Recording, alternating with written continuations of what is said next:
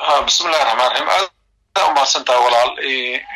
مسوق سيدي سبوا حواي وحادي آد وفرح واي إن رد على من ما الله سوريا نفنتي وأرن آدي آد مهم وآد دولة نمط الصومالي واي وأنا فنتي وأنا حقيقة وحادي آد مسؤوليتنا كجرتا إلا إلى أمانة دتك تاسعنا مهمة دتك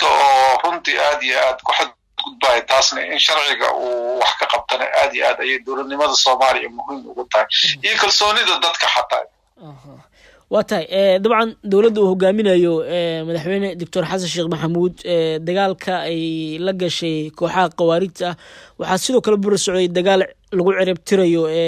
maaragta musuqmaasuqa marka bal ka waran sidee u aragtaa taas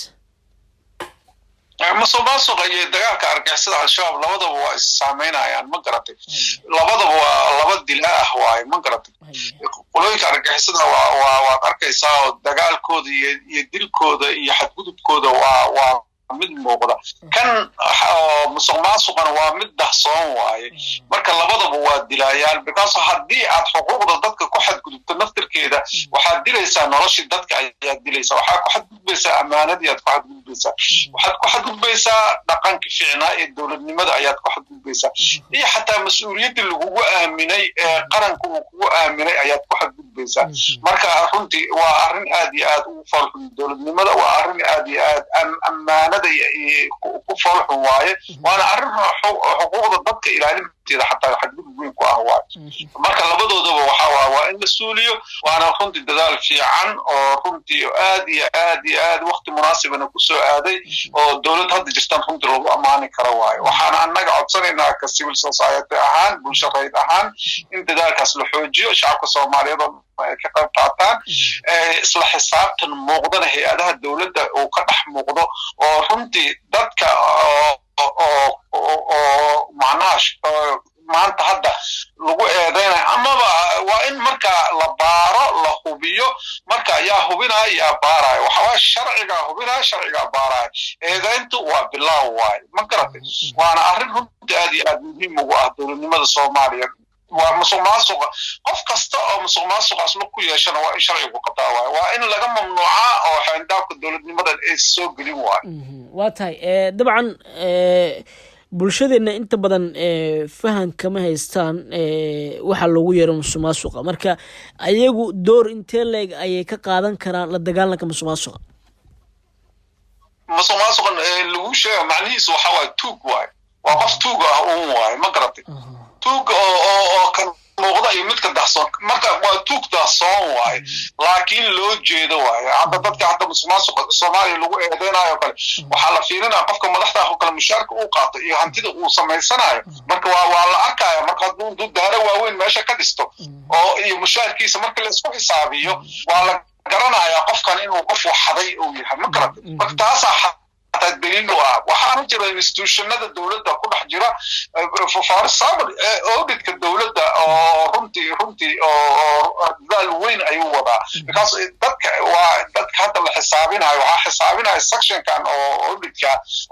runtii aad iyo aad baaris ugu haayo dabagal ku haayo waa investigation kaas baaristaas lagu haayo oo runtii la hubinayo arrin muhiim ah oo dawladnimada Soomaaliya marka dadka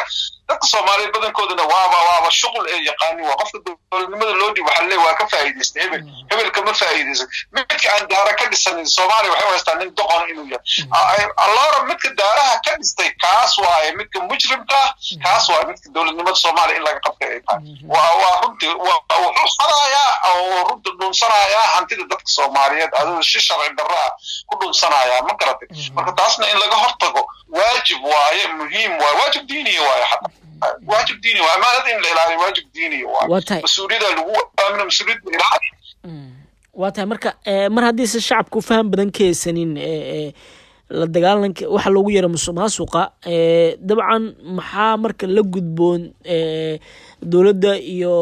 ururada bulshada rayidka si fahan looga siiyo bulshada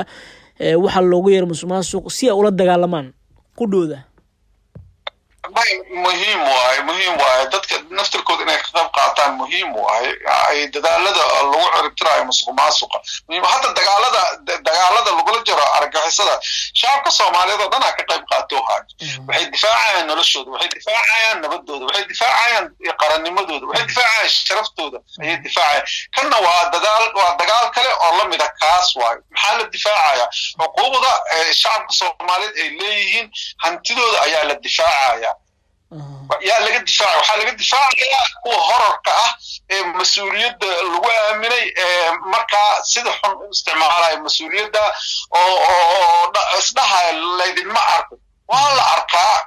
وحال أركا في علده الأركا وحال أركا هنتي أبورنا يعني الأركا وحال أركا شل السياحين ما تدين مركا شعب الصوماليات وشعب وحفهم هاي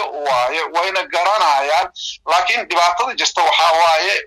وحن نقول له وحوري وأنا أبرنا تصالن هذا ورئيسك أنه عن كل شيء وحقفكم مسؤولية اللودي وإدارة استا شعب الصومالية وحيوها استان قاركود إنه يهاي كفا إذا استان مسؤولية اللودي وما هستان إنه حضي وح سكول لغو سمين لها سدح سكول العقل لغو لسلها يوكال إنه حضي ما كو حساب تما إنه حضي حتى جد لدي عطير الهاي العين تجاري لد إنه حضي وكال كما حساب تما حتى إنه حضي عن شروط أيجا لغا قاضي إنه حضي كما حساب تما كاسان تد شعب الصوماليين leeyahay waxa ugu badan dakhliga dadka laga qaadaa islaanta ayada gadaysa laga qaadaa midka dukaanka u furan yahay laga qaadaa ganacsatada laga qaadaya marka guriyihii xataa la cashuuraya oo runtii laga qaadaya cashuurti marka cashuurahaas la aruuriyo dadka wax loogu qabto waa in lagu dhiso waaye in iskuuladii lagu dayactiro waaye in horumarka wadanka looga shaqeeyo waaye waxa soo dhan marka qofkii shaqadaas wixii lagu qaban lahaa loo sanayo waa in qofkaas laga mamnuuco oo laga dheereeyo xeendhaabka dawladnimada waa in sharcigu qabtaa waaye dawladana runtii aad iyo aad aan ugu amaanayna qaasatan dawladda Ra'iisul Wasaare Xamse hadda aad iyo aad arrintaas ayaan ugu amaanaynaa iyo soo jeedinta madaxweynaha runtii waa arrin muhiim